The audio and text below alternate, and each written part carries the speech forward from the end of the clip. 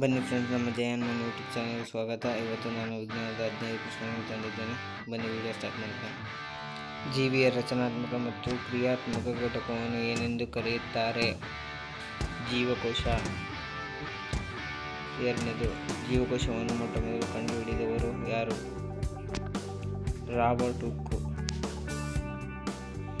ಜೀವಕೋಶದ ಶಕ್ತಿ ಉತ್ಪಾದನಾ ಕೇಂದ್ರ ಯಾವುದು? ಮೈಟೊಕಾಂಡ್ರಿಯಾ. ಜೀವಕೋಶದ ಪ್ರೋಟಾನ್ ಕಾರ್ಖಾನೆ ಎಂದು ಯಾವುದನ್ನು ಕರೆಯುತ್ತಾರೆ? ರೈಬೋಸೋಮ್. ಐದನೇದು, ಜೀವಕೋಶವನ್ನು ಅಳೆಯಲು ಬಳಸುವ ಮಾನ ಯಾವುದು? ಮೈಕ್ರಾನ್. ಮೀನಿನ ಉಸಿರಾಟದ ಅಂಗ ಯಾವುದು? ಕಿವಿರುಗಳು. ಏಳನೇ ಕ್ವೆಶ್ಚನ್ನು, ಜೀವಕೋಶದ ಶಕ್ತಿ ಉತ್ಪಾದನಾ ಕೇಂದ್ರ ಯಾವುದು? ಮೈಟೊಕಾಂಡ್ರಿಯಾ. ಜೀವಕೋಶದ ಸಾಗಾಣಿಕಾ ವ್ಯವಸ್ಥೆಯ ಕಣದಂಗ ಯಾವುದು? Endoplasmic reticulum. ರಕ್ತದೊತ್ತಡವನ್ನು ಅಳೆಯಲು ಬಳಸುವ ಉಪಕರಣ ಯಾವುದು? ಸಿಗ್ಮೋನೋಮೀಟರ್.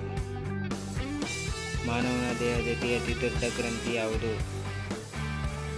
ಯಕೃತ್. 11ನೇದು, ಮಾನವನ ದೇಹದಲ್ಲಿರುವ ವರ್ಣತಂತುಗಳ ಸಂಖ್ಯೆ ಎಷ್ಟು? 46. ಮಾನವನು ಪ್ರತಿ ನಿಮಿಷಕ್ಕೆ ಎಷ್ಟು ಬಾರಿ ಉಸಿರಾಡುತ್ತಾನೆ? 72. ಸಸ್ಯಗಳಲ್ಲಿ ನೀರನ್ನು ಸಾಗಿಸುವ ಅಂಗಾಂಶ ಯಾವುದು?